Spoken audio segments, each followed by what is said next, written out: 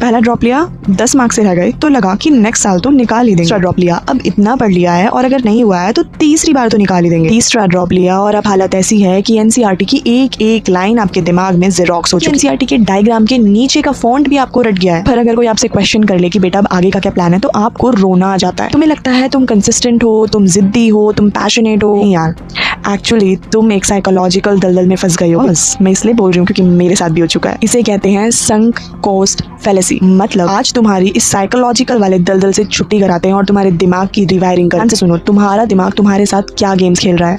पहले इस संक फैलेसी का मतलब समझो। मान लो तुमने एक मूवी टिकट खरीदी 500 रुपए की और तुम सिनेमा देखने चले गए। आफ्टर 20 मिनट्स यू रियलाइज कि वो मूवी इतनी बोरिंग है कि अब आप उसमें बैठ ही नहीं सकते। लेकिन वहाँ पे आपका ब्रेन कैसे रिएक्ट करेगा कि मैंने यहाँ पे 500 रुपए दिए हैं और अपने पॉपकॉर्न्स भी और अपना स्नैक्स भी बुक कर दिया है, तो क्यों ना मैं ये पूरी मूवी देखकर चला जाऊँ। तो यहाँ पे आपके पास दो ऑप्शन है, या तो आप मूवी को वहीं के वहीं छोड़ के जा सकते हो, या फिर आपने पे किया है तो आप वहाँ पे बैठ के उस मूवी को पूरा देख के अपने 3 घंटे और बर्बाद कर सकते हैं। 90 to 95% बच्चे यही कर रहे हैं। हर साल नीट में ड्रॉप ले रहे हैं। दिमाग तुम्हें बोलता है यार 3 साल का ड्रॉप हो गया, अब तो बस हो ही जाएगा, बस 1 साल और, क्योंकि 3 साल इतनी मेहनत कर ली कि एनसीईआरटी तुम लिख डालोगे अपने हाथों से, और अगर अब एनसीईआरटी को छोड़ो ना तो यहाँ से कोई वापस जाने का रास्ता नहीं है। यानी वो 3 साल जो तुमने पहले दे दिए हैं उसे सेव करने के लिए तुम आने वाले अपने 3 साल और बर्बाद करोगे।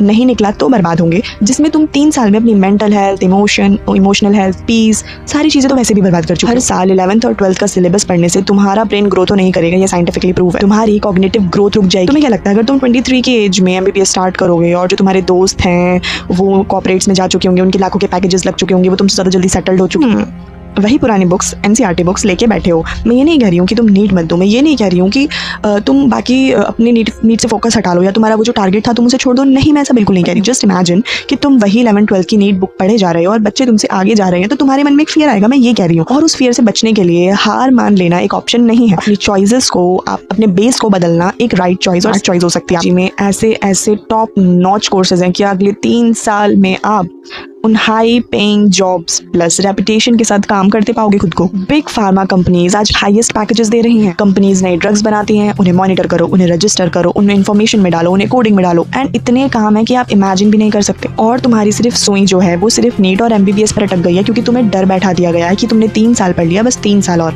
Please stop it. तुम्हारे ब्रेन की डन हो गई है, तुम्हें कोई नहीं बताएगा कि तुम्हारे ब्रेन की डन हो गई है। तुम ये चीज खुद सेल्फ रियलाइज करोगे कि तुम्हारा ब्रेन डन हो चुका है और इससे ज्यादा चीजें अब तुम अपने दिमाग में नहीं ले पा रहे हो। वही मैं just quit that path and choose smartest way to achieve your bestest and brightest goals। उन 2-3 सालों में ना तुमने बहुत सारी चीजें सीख ली हैं, जैसे तुम्हें एक्सपीरियंस हो गया है, तुम्हें लर्निंग आ चुकी है। सारी स्ट्रैटेजीज वहाँ पे लगाई थी उन 3 साल में, उन्हें अब अपनी रियल ग्रोथ में लगाओ। पास्ट को लेकर अपने फ्यूचर को दाव पर मत लगाओ। Change your way into smartest path and change the plan. को कैसे बनाना है वो हम फिर कभी डिस्कस करेंगे। आपको ये साइकोलॉजी समझ में आ चुकी है तो please let me know in the comment section कि आप भी ड्रॉप पे ड्रॉप देके बहुत ज्यादा परेशान और फ्रस्ट्रेटेड हो चुके हैं एंड आप चाहते हैं नए करियर में डाइव इन होना, तो please let me know in the comment section. मैं आपके सारे कमेंट्स पढ़ती हूँ। Bye bye.